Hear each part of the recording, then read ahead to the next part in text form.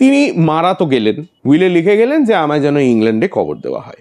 Well and good, কিন্তু যে সময়ের কথা হচ্ছে তখন বোধহয় সুয়েজ ক্যানালও নেই। মানে ভারতবর্ষ থেকে ইংল্যান্ড যেতে গেলে জাহাজে করে প্রায় 6 মাস সময় লাগে। 6 মাস ধরে একটা ডেড বডি তো এমনি এমনি নিয়ে যাওয়া যায় না, পচে গন্ধ বেরিয়ে যাতা অবস্থা হবে। তো কি করা যায়? তো তার স্ত্রী বার করলেন একটি দারুণ উপায়।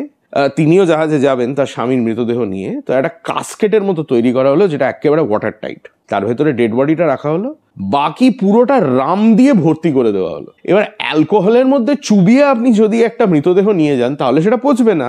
সমস্যাটা হচ্ছে ইংরেজ নাবিকরা কিন্তু তাদের খুব খারাপ রেপুটেশন আছে মাতলামির জন্য, আর সব একেবারে অ্যালকোহলে অ্যাডিক্টেড।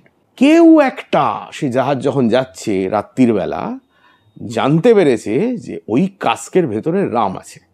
ব্যাস, বাবুসোনা কি করলো? বাবুসোনা কাস্কের বাইরে একটা ফুটো করে দিল।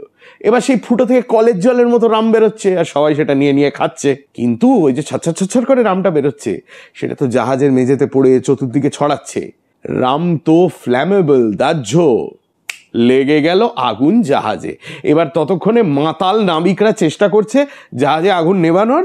এর মধ্যে জলের তলায় একটি ডুবো পাথরে গিয়ে জাহাজটি মারলো দাঁড়াম করে একটা ধাক্কা, বিরাট বড় এক্সপ্লোশন, সব পুড়ে টুড়ে ছাই।